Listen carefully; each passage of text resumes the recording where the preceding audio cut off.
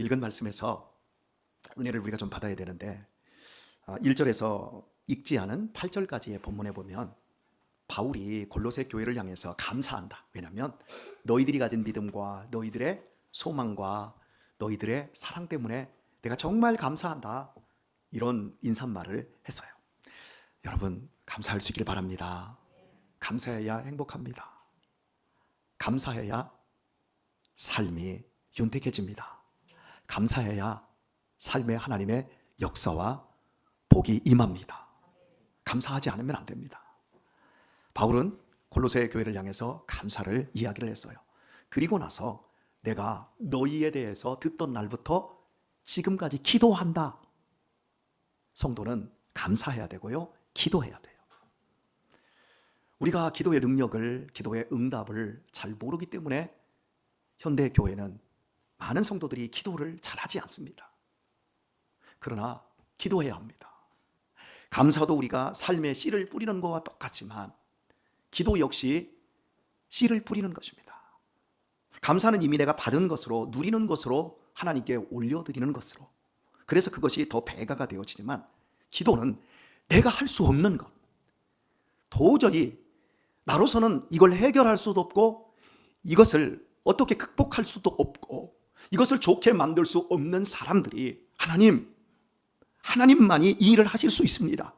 하나님 역사하여 주옵소서. 여러분 기도하면 하나님께서 응답하여 주십니다.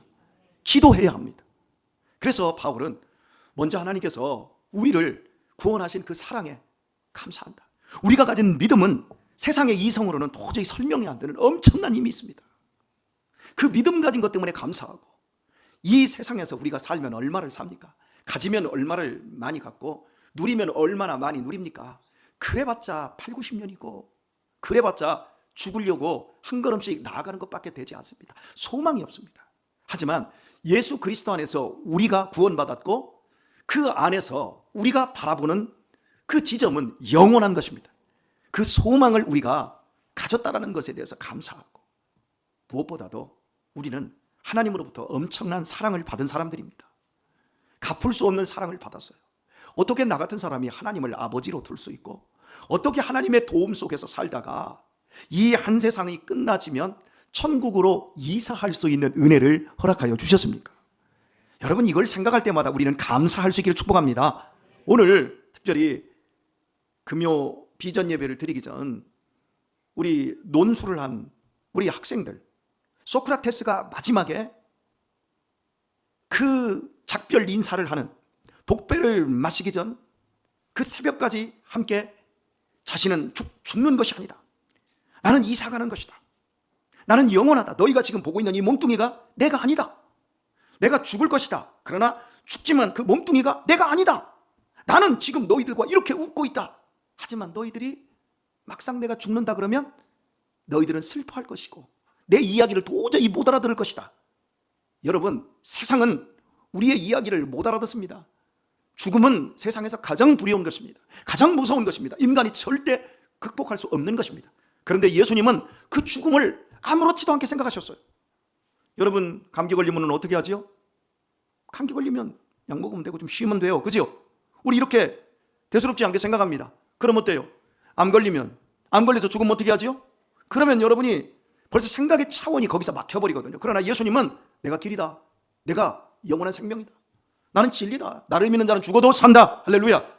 여러분 우리가 갖고 있는 이 믿음이라고 하는 것은 감사하지 않으면 그것은 가짜예요. 세상 사람들은 죽어도 이 세상에서 돈을 가장 많은 돈들을 가지고 이거 굴리는 이런 사람들 보세요. 그 사람들이 가진 것, 그 돈 가지고 자신의 생명을 단 1분도 연장할 수가 없어요. 그런데 저와 여러분이 하나님의 은혜로서 구원을 받아 영원한 생명을 지금 가졌고 이 생명의 진리 속에 있습니다. 이 진리 안에서 감사할 수 있기를 바랍니다. 이 감사가 확고한 사람은 하나님이 누구인지를 알고 기도할 수 있게 되어지는 거예요.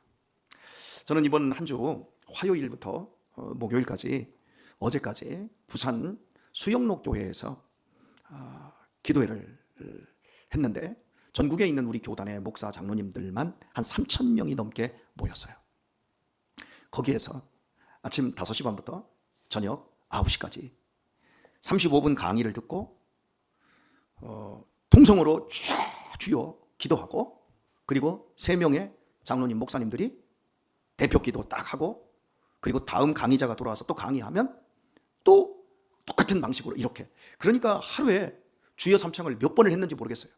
그리고 계속해서 점심 먹는 시간과 저녁 먹는 시간을 제외하고 나머지 시간은 계속해서 하나님의 말씀을 듣고 이제 기도만 하는 거예요.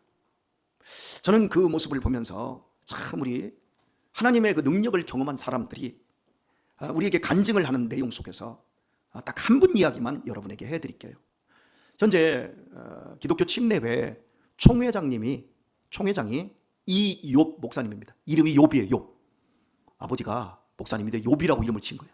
그리고 호적에 그렇게 올리고, 동생은 이사무엘, 그리고 그 또 동생은 이다니엘.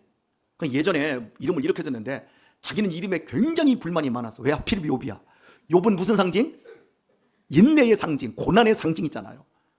그리고 실제 욥처럼 이 고난을 엄청 받은 거예요. 아버지가 목회를 하는데 목회가 안 되니까 자식은 줄줄이 사탕 나고 하니까 이 아버지가 이 욥을 7살 때 고아원에다 갔다, 당신이 표현을 그렇게 하더라, 고아원에 갔다 자기를 버렸대. 그래서 고아원에서 7년 동안 두들겨 맞고 배고프고 그렇게 고통스러운 시간을 가졌다는 거예요. 그리고 나서 고아원을 가출을 했는데, 가출하고 나서 그 앵벌이하는 그 깡패 집단에 잡혀가지고 껌 팔고 앵벌이 하면서 고통스럽게 매일같이 얻어맞고 배고프고 이런 세월을 또 오래도록 살았대요. 인생을 거의 자포자기 했는데 이 사람이 예수님을 만나고 그 소굴에서 탈출을 한 거예요. 탈출을 하고, 여러분 20살이 넘어서 뭘 하겠어요?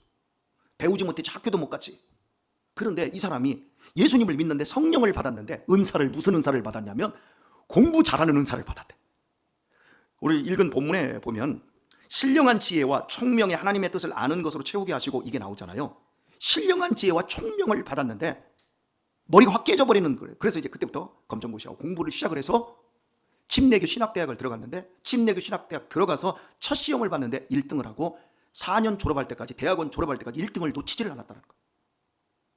그러면서 이분이 이제 교회를 대전에서 개척하고, 지금은 대전에서 수천 명이 모이는 교회가 되어 있고, 그리고 전국 총회장 선거에 4번 떨어졌는데 5번째 된 거예요.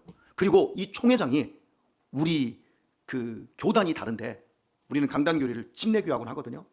여기에 축사하러 온 거예요. 축사하러 와서 제가 지금 한 이야기를 하는 거예요. 그러면서 무슨 얘기를 하냐면, 나는 수도 없이 죽으려고 했다. 여기 봐라. 여기 뭐 칼자국이니 뭐니 이렇게 말하는 거예요. 그러면서 나 죽으려다가 나 예수님 만나고 나서 내가 기도하고 하나님의 은사를 받고 총명의 은사를 받고 내가 지금까지 얼마나 많은 사람들을 살렸고 얼마나 많은 사람들에게 선한 영향력을 펼치는 줄 아느냐, 딱 이 얘기를 하는 거예요. 그러면서 나는 아버지를 죽이려고 했다. 어떻게 아버지가 자식 이름을 욥이라고 지어놓고 어떻게 자식을 갖다가, 그것도 장남을 갖다가 고아원에 집어넣고 버리고 앵벌이하게 만드는 그런 아버지가 어디냐, 이랬다는 거예요. 그런데 내가 지금 총회장이 되고 이번에 산불 난 데에다 5천만 원도 보내고 막 이런 얘기를 하는 거예요. 그러면서 하는 말, 나는 지금은 우리 아버지가 너무 고맙다. 나를 고아원에다 버려서 내가 오늘 이렇게 훌륭한 사람이 될 수 있도록 하나님, 하늘에 계신 하나님 아버지께 내가 붙잡히지 않았느냐, 뭐 그러면서 그 얘기를 하는 거예요. 근데 여기에 어떠한 가식도 없고 그냥, 그래, 내가 여러분 너무 자랑하는 것 같지요? 내가 너무 자랑하는 것 같지요? 나는 나를 자랑하는 게 아니라 나 쓰레기 같은 나를 하나님이 이렇게 세우셔서 이 멋지게 사용하시는 그 하나님을 여러분들에게 자랑하고 싶은 겁니다. 여기 목사님들, 여기 장로님들, 여러분 의기소침해하지 마십시오. 우리는 하나님이 쓰시는 종입니다. 종. 이 얘기를 하는데 막 가슴이 뜨거워지는 거예요. 그래서 제가 그 자리에서 기도했어요. 하나님, 우리 성탄 장로교회 아이들에게도 은사를 주시되 신령한 지혜와 총명을 주옵소서. 주여, 주여, 주여 하면서 내가 통성으로 이렇게 기도했어요. 여러분, 나 하나 극복 못하고 나 하나 하고 씨름하면서 나는 이렇게 빙신같이, 난 도대체 뭐하고 먹고 살지? 여러분, 뭐하고 먹고 살아? 가서 앵벌이에 깡패한테 잡히고 부모 없이도 한번 살아봐. 도움 없이도. 오늘 우리가 하나님이 누구인지를 알아야 돼. 바울이 그 기도한다라고 하는 이 부분에 있어서 세 가지 형태로 이야기를 해요. 첫 번째로는 기도하기를 그치지 아니하고 구하는데 너희로 하여금 모든 신령한 지혜와 총명의 하나님의 뜻을 아는 것으로 채우게 하시고, 하나님을 아는 것. 그리고 결국 10절을 보면 주께 합당히 행하여 범사에 기쁘시게 하고 모든 선한 일에 열매를 맺게 하시며 하나님을 아는 것에 자라게 하시고. 다시 아는 것. 여러분 따라서 합시다. 분별력을 가져야 된다. 여러분이 살아가면서 분별력 없으면요, 이단에 빠지고요, 못된 친구들한테요 속아 넘어가고요, 게임에 중독되고요, 살아가면서 정말 망할 짓들만 하다가 젊은 날 다 가버리고요, 인생 다 종쳐요. 분별력이 있어야 돼요. 내 앞에 무엇이 있고 내가 무엇을 해야 되는지를 알아야 돼요. 아, 이건 기회구나. 아, 이건 내가 쫓아가면 큰일 나는구나. 이런 것들을 여러분이 잘 알아야 돼요. 하나님을 아는 지식에 우리가 자라나야 돼요. 기도회가 끝나고 우리가 해운대에 그 해수욕장 있잖아요. 그 앞에 숙소를 잡았거든요. 그래서 갔다가 저녁 9시 좀 넘어서 이렇게 가고, 또 새벽에 목사님은 잠이 잘 안 오는 사람이니까 일찍 일어나서 해운대 백사장을 걷는데, 여러분 해운대에서 어제부터 모래 축제를 해요. 모래를 산처럼 쌓아놓고 그걸 갖다가 막 작품을 만드는 거야. 모래 작품 있잖아요. 세종대왕 상도 만들고 큰 성도 만들고 뭐 여러 가지 모양들을 뭐 다 만드는데, 그런 그것이 막 큰 산처럼 한 30여 개를 다 만들어낸 거야. 사람들이 화요일날 저녁에도 막 밤새도록 일을 하고, 수요일날도 밤새도록 일을 하고, 그리고 목요일날 새벽까지 젊은 사람들하고 외국인들이 와가지고 막 그거 하는데 기가 막히게 똑같이 만들었어. 근데 중요한 건 그렇게 밤새도록 일하고 돈이 얼마나 많이 들었을까 싶어. 근데 새벽에 비가 오더라고. 제가 새벽에 나갔는데 거기는 목요일 새벽부터 비가 왔어요. 그날 오픈하는 날부터 비가 와요. 모래 조각품에 비가 오니까 어떻게 되죠? 하늘에서 비도 어떻게 오냐면 살살 오는 게 아니라 막 소낙비가 막 쫙쫙 뿌리더라고. 그러니까 내가 그거서 우산 들고 가지고 그걸 봤어. 그냥 총탄으로 다 무너지는 거예요. 여러분, 거기 그거 하는 거, 내가 그 전날 가서 그거 일하는 사람들한테 내일 비 온답니다 그랬더니 한다는 말 우리도 아는데요. 아니, 비 오면 이걸 보드로 해요. 하는데도 하는 말 위에서 시키니까 해야죠. 세상은 분별력이 없어요. 그냥 시키니까 하는 거고, 그런 걸 보면 속상하지요. 우리 믿음의 사람들이 삶을 살아갈 때 아무런 생각 없이 하면 안 돼요. 분별력을 가지고 내가 하는 일에 하나님을 아는 지식을 더 충만하게 해 주옵소서. 나로 하여금 하나님을 충만히 더 경험하는 대로 내 믿음의 삶이 나갈 수 있게 하여 주옵소서. 내가 믿음 생활을 하면 할수록 우리 자녀들이 상처받는 애들이 아니라 내 믿음 생활로 말미암아 나도 행복해지고 우리 아이들도 행복할 수 있는 믿음 생활 될 수 있게 하여 주옵소서. 이런 분별력을 가지고 믿음 생활을 해야 돼요. 오늘 자꾸 이 금요 예배 때 우리 비전 예배잖아요. 그런데 젊은이들이 좀 비전을 가져야 되는데, 예배를 좀 나와야 되는데, 30, 40대들이 좀 예배를 나와야 되는데 잘 안 나온다? 냅두세요. 여러분들이나 비전 있으세요. 나중에 그분들은 분별력이 없어서 우리가 기도하고 여기에서 우리가 걸러내는 그 많은 은혜들이 있는데, 그냥 이 시간에 우리 금요일 여기 안 오는 게 훨씬 나아. 육신적으로 생각할 때요. 그냥 집에서 가만히 앉아서 배민에다가 치킨 시키고 가족들끼리 야 먹자. 그리고 집에서 먹는 맥주는 맛도 좋아.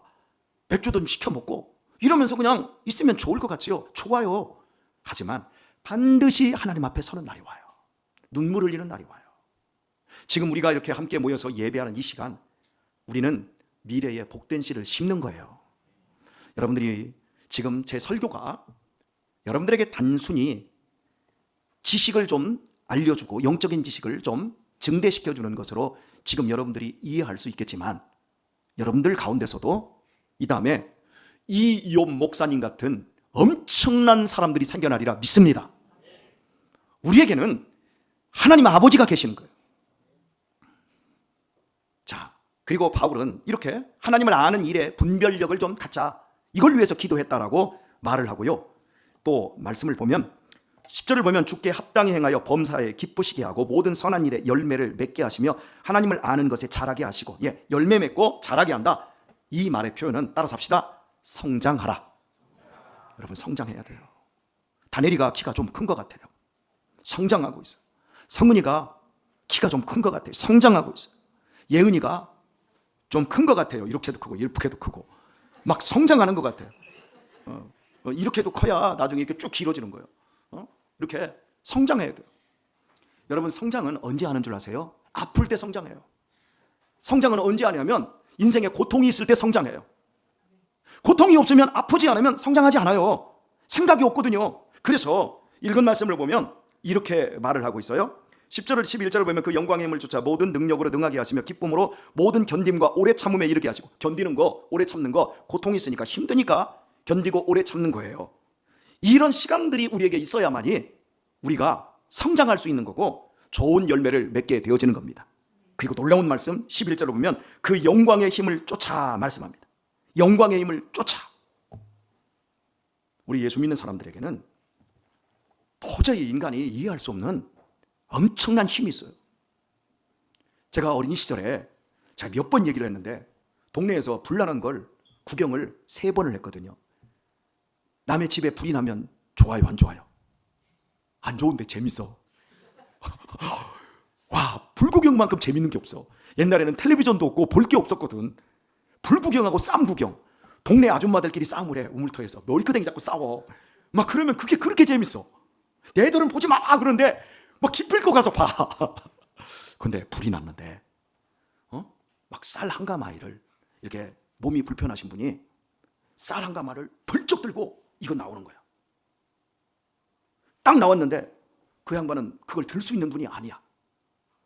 자, 평소에는 그분이 쌀 한 가마니가 80kg예요. 그런데 그분은 평소에 8kg도 못 들어. 근데 그 10배를 들고 나와. 그 사람에게 그 힘이 있었어요, 없었어요? 있는데 있는 줄을 모른 거야. 그런데 위급한 상황이 딱 돼버리니까 자기 안에서 쓸 수 있는 그 힘의 역량이 다 나와버린 거야. 우리 그리스도인들이 언제 내가 가진 영광의 힘, 하나님이 믿음으로 우리에게 주신 그 힘이 있는데 그 힘이 언제 나오느냐? 오래 참고 견딜 때, 참고 견뎌서 하나님의 시간이 축적되어서 드디어 이때다라고 할 때 하나님 그 영광의 힘을 나타내어 주십니다. 난 우리 어린이들, 학생들, 여러분들이 지금 갖고 있는 힘, 여러분이 재능, 그거 다 힘이거든요.